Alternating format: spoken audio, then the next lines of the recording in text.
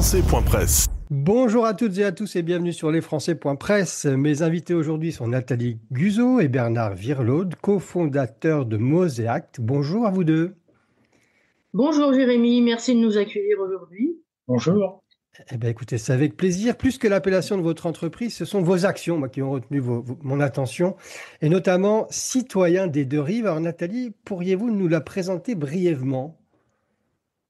Alors, Citoyens des Deux Rives est parti d'un constat qu'on a fait lorsque on a commencé nos tournées dans le monde, puisqu'actuellement on a visité à peu près 15 pays selon toujours la même méthode, rencontrer la communauté française installée à l'étranger. Et ce qui revenait régulièrement, c'était de dire on est inquiet pour nos jeunes, du lien entre les jeunes Français et leur pays. Et bien sûr, ce constat venait des conseillers des Français de l'étranger et des membres d'associations. Alors, on s'est questionné pourquoi cette inquiétude? Eh bien, parce que c'est ce qui revenait aussi régulièrement. Les journées citoyennes n'existaient plus en présentiel pour les jeunes qui étaient à l'étranger. Alors que ces journées en France continuent et que c'est une belle occasion d'avoir un lien avec sa jeunesse. C'est vraiment cette journée défense et citoyenneté, en tout cas le fait qu'elle ne soit plus organisée, notamment après le Covid. Je crois qu'il n'y a eu qu'une seule ou deux expériences après cette période. C'est vraiment la motivation qui vous a incité à présenter votre projet. C'est en partie ça, mais c'est également un constat beaucoup plus général sur cette déconnexion de nos jeunes par rapport à leur pays d'origine ou au pays d'origine de leurs parents. Souvent, les jeunes qu'on a pu rencontrer, ont vécu de pays en pays sans vraiment connaître la France. On ne connaissent la France qu'au travers de leurs vacances qu'ils prennent de temps en temps, et il y a un réel besoin de connaître les institutions, de savoir pourquoi quelle est la place de leur pays dans le monde, pourquoi ont-ils des bourses, comment fonctionne d'une manière beaucoup plus large leur pays d'origine. Alors, vous avez déjà mené une expérimentation en Tunisie en rassemblant le temps d'une journée le tissu associatif avec l'ADFE, le consulat, les élus des Français de l'étranger, vous le mentionnez tout à l'heure, Nathalie. Alors, quel public vous avez touché en fait dans ces journées-là? Quel était aussi le programme proposé aux personnes présentes? Et puis, plus généralement, le retour qu'ont fait à la fois les partenaires institutionnels et puis ceux qui ont pu participer à cette journée? Alors, le projet a été porté par l'ADF de Tunisie. On remercie au passage Martine Vautrin-Djelil qui était à l'initiative de cette journée. Ça faisait un petit moment que nous, on disait faut y aller, mais on trouvait pas de personnes courageuses pour se lancer à nos côtés, parce que le format peut être délicat aussi selon les pays où on se trouve.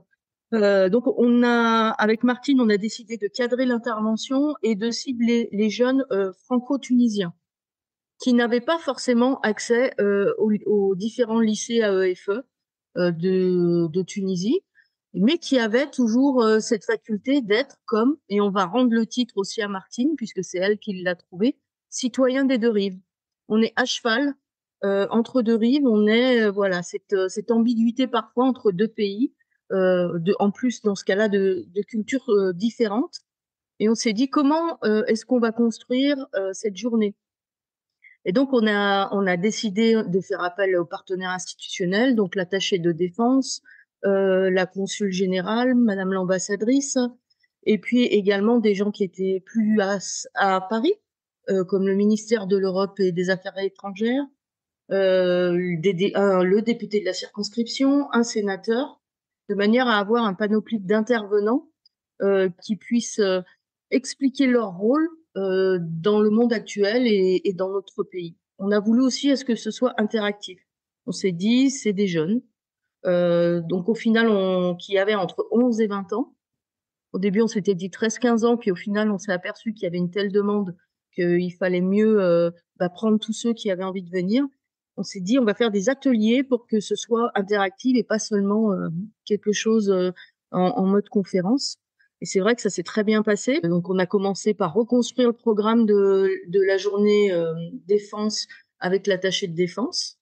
Et puis on a continué après avec l'intervention de la consul générale et de l'ambassadrice, le ministère de l'Europe et des Affaires étrangères qui a parlé des métiers de la diplomatie, et puis l'après-midi des ateliers donc avec le député et avec le sénateur où là de notre côté on avait travaillé des infographies de manière à pouvoir un peu challenger les jeunes à travers différents petits concours l'après-midi pour qu'ils puissent connaître un peu plus nos institutions.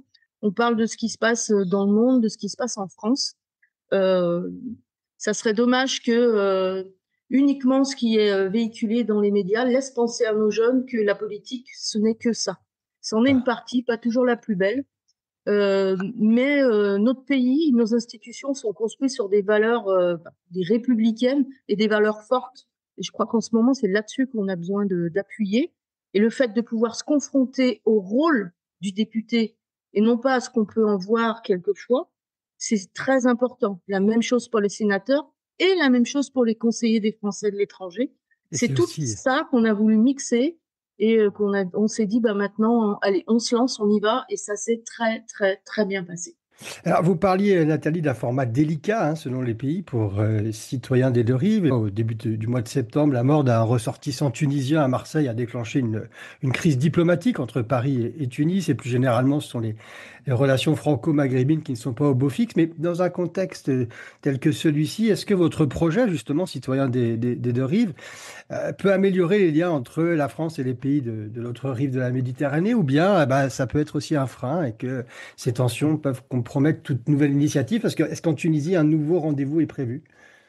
Alors, on a parlé d'un nouveau rendez-vous pour cet automne, mais là, on est déjà un peu tard, aussi dû au programme des staffs. Donc, c'est toujours un petit peu compliqué lorsque les financements sont dans des staffs, de se lancer maintenant alors que tout ne sera arbitré qu'au mois de mars. Euh, je pense que les actions qu'on mène ouvrent quelque part le dialogue, puisque là, c'est des jeunes franco-tunisiens donc qui sont vraiment dans les deux parties et qui peuvent aussi être nos ambassadeurs dans ces pays-là, au travers des valeurs qu'on véhicule, pour dire, je crois que le point vraiment auquel il faut faire attention, c'est on n'arrive pas, on n'est pas là pour apprendre aux jeunes que la France fait mieux que tout le monde. On est là pour expliquer aux jeunes comment fonctionne notre pays, en respectant le pays où on se trouve et en faisant des parallèles quelquefois, mais selon le pays, c'est vrai que j'avoue, on prend des gants parce que tout n'est pas toujours facile à entendre. Est-ce que Bernard, il y a d'autres rencontres citoyens des deux rives qui sont programmées dans les prochains mois, là, dans d'autres pays? Alors, citoyens des deux rives, on a plusieurs projets. Grand, Grande-Bretagne. Grande-Bretagne, nous avons Italie. également, bon, nous sommes ici en prospection en Irlande où ça pourrait aboutir également. En fait, beaucoup de conseillers des Français de l'étranger ou d'intervenants de responsables d'établissements scolaires, sont tous fans.